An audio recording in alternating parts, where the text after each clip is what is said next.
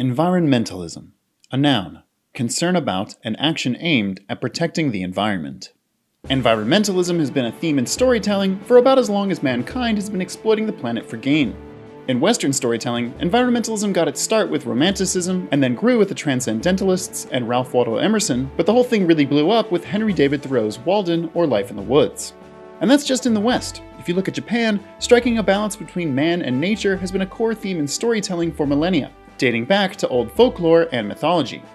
And to this day, you can see countless examples in Japanese books, movies, and yes, even video games. You gonna stand there and pretend you can't hear the planet crying out in pain? I know you can! Get help. Environmentalism is hard to represent as a foreground themed in almost any medium. There has been one video game, Balance of the Planet, that's core mechanic is environmentalism, featuring the player balancing resources versus the ever-growing population. But it's not exactly fun to play, although I'd argue that isn't the point. Just the same, I wouldn't exactly call watching an environmental documentary, such as An Inconvenient Truth, fun, but I will line up to watch Avatar: The Last Airbender for the upteenth time. Environmentalism as a theme seems to work best in the background as a sort of show-don't-tell approach, but that doesn't mean Nintendo and many other game developers haven't struck an impressive balance with some titles. Take, for example, Pikmin. Pikmin is pretty much drowning in environmentalism.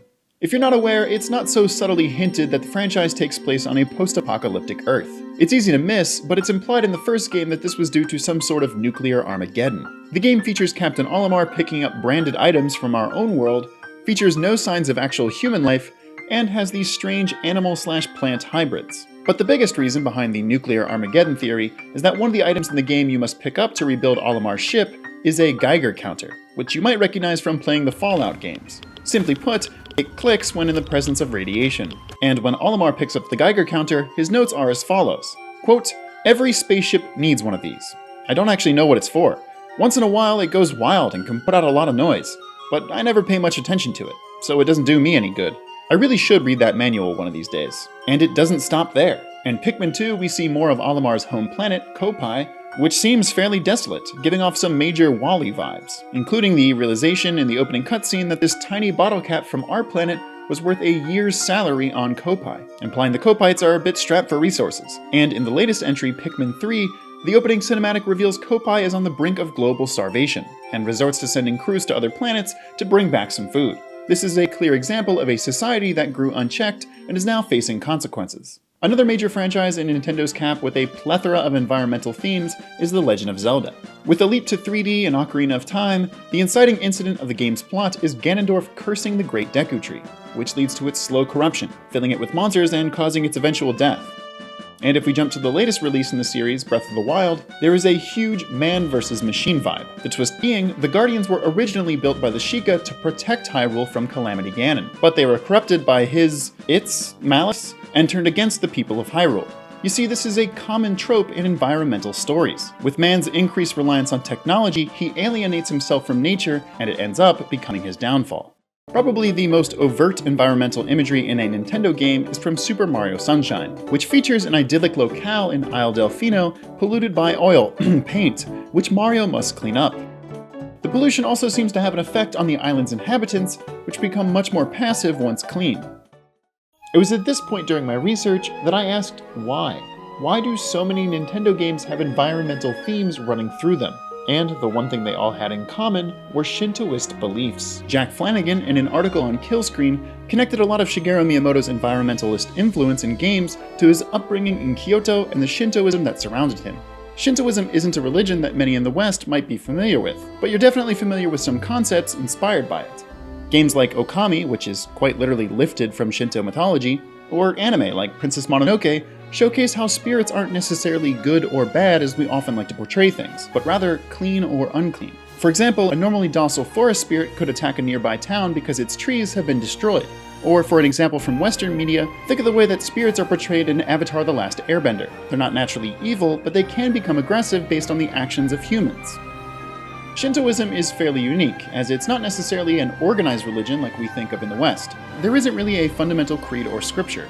Sure, there are tons of Shintoist writings, but nothing on the same singular level of importance as the Bible, Quran, or the Torah. In fact, Shintoism didn't really take shape until Buddhism arrived in Japan in the 6th century BCE. The arrival of another religion with a more concrete identity forced Shintoism to do the same in order to coexist. And as of today, the CIA World Factbook lists both Shintoism and Buddhism as practiced religions by roughly 70% of the Japanese population. And elements of both of these religions are woven into the DNA of many Nintendo games.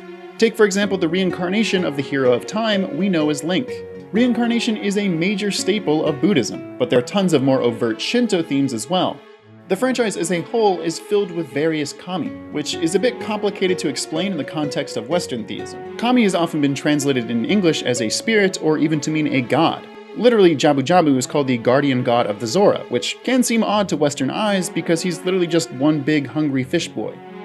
But in Japan, kami can refer to countless supernatural creatures, spirits, yes, some gods, but also a person's ancestors, or even spirits that inhabit the very rocks, trees, water, and everything else in the environment around us. And going back to Pikmin, there is an extremely overt reference to a well-known spirit in Shinto mythology.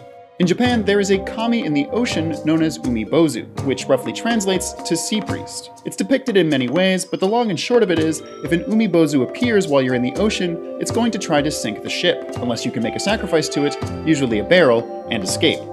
In Pikmin 1, Olimar's ship is suddenly hit by a meteor, and he makes a crash landing on PNF 404.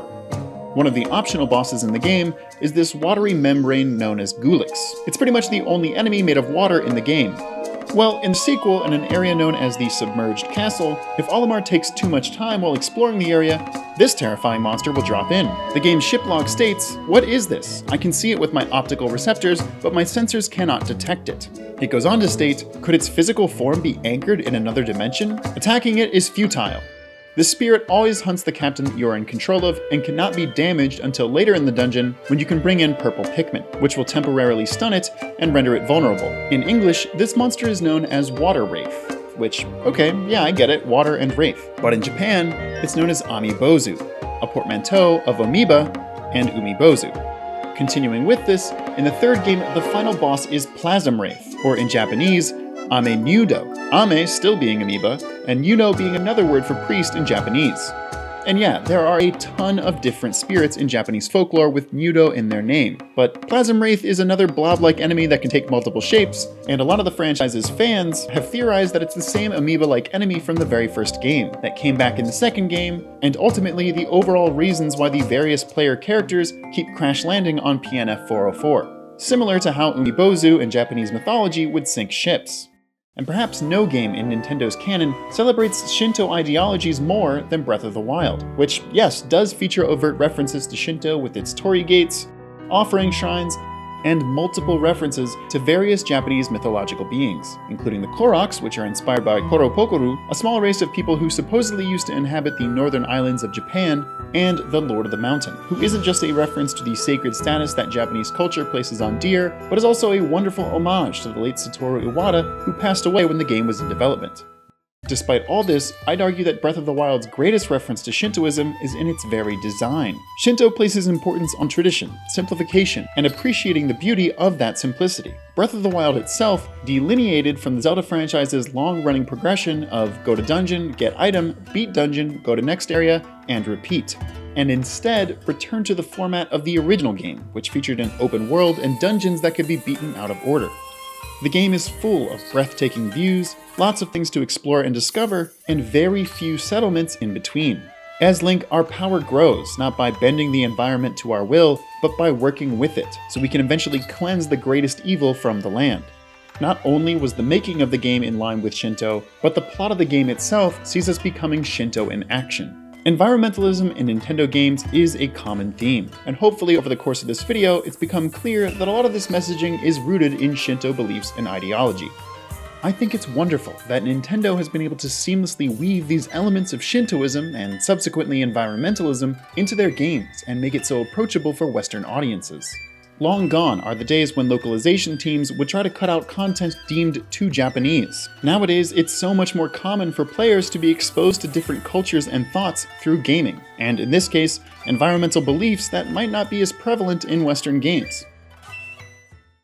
Thank you so much for watching this video on environmentalism in Nintendo games. If there's some more examples that you can think of, let me know about them in the comments down below. Also, consider checking out our video series on the analysis of design and music in Zelda's dungeons. And if you've enjoyed a lot of our content so far, maybe head over to our Patreon and help support our goal of making this channel a full-time project. But either way, thank you so much for watching, and until next time, have a wonderful day.